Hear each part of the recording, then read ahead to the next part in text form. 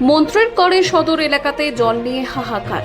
গ্রীষ্মকাল শুরু হওয়ার আগে তীব্র জলসংকট, তারপরেও এখনও বাড়ি বাড়ি হয়নি পিএইচ এর পাইপলাইন সংযোগের কাজ।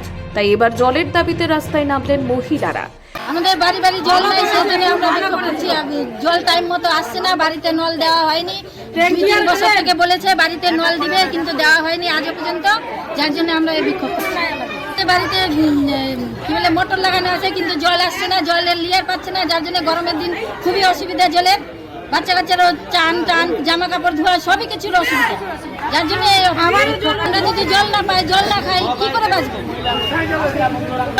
আরামে বসে সবকিছু দেখছে, আমাদের জন্য আমাদের আগে বাড়ি বাড়ি নল চাই, তারপরে রাস্তা হতে দেওয়া হবে। রাস্তা ড্রেন চাই, বাড়ি নল দিবে, তারপরে রাস্তা বানানো দেওয়া হবে, নাহলে রাস্তা এখনই বন্ধ আছে।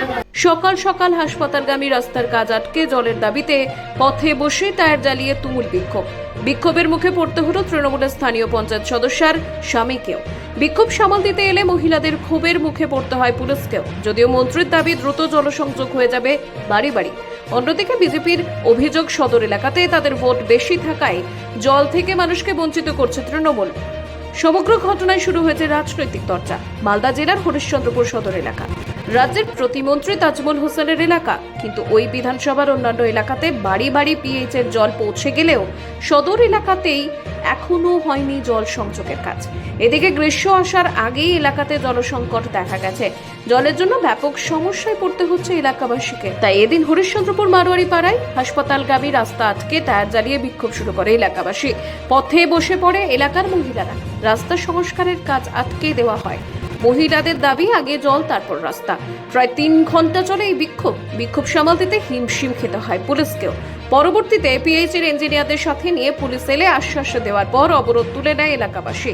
যদিও প্রতিমন্ত্রী তাজমল হোসেনের দাবি জল নিয়ে কোনো সমস্যা হবে না, দ্রুত বাড়ি বাড়ি সেখানে জল পৌঁছে যাবে।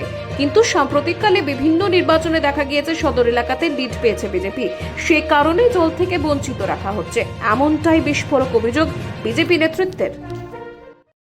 যে দাবি ছিল বাড়ি বাড়ি হাউস কানেকশন, তার কাজ আগামীকাল থেকেই শুরু হয়ে যাবে। এতদিন কেন বন্ধ ছিল স্যার? এতদিন এখানে হায়ার দেওয়া পাইপ আছে, ডিপার্টমেন্ট থেকে অর্ডার ছিল হায়ার দেওয়া পাইপে ফুটো করা যাবে না, সেই কারণে বন্ধ।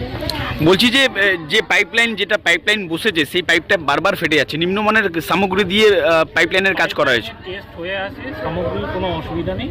দরকার হলে আপনারা গিয়ে অফিসের টেস্ট রেজাল্টগুলো দেখে নিতে পারেন। হাইড্রোলিক টেস্ট হয়েছে, কিন্তু বর্তমানে যদি পাইপ ফাটে সেটা পুরোনো দিনের পাইপ। জলের সমস্যাটা কি মিটবে? জলের সমস্যা মেটার জন্য ডিপার্টমেন্ট চেষ্টা করছে, আমরা আমাদের মতো কাজ করছি। স্যার বলছি আরেকটা অভিযোগ উঠে আসছে যে আধিকারিকদেরকে দেখতে পাওয়া যায় না অফিসে, কি বলবেন? পিএইচই যে অফিস দপ্তর আপনাদের, সেই দপ্তরে পিএইচই দপ্তরে আধিকারিকদেরকে দেখা যায় না।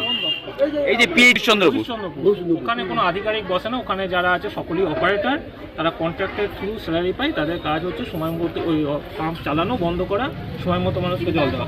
যদি কোনো কারোর অভিযোগ থাকে আমাকে লিখিত জানান, তার বিরুদ্ধে প্রয়োজনীয় ব্যবস্থা নেওয়া হবে।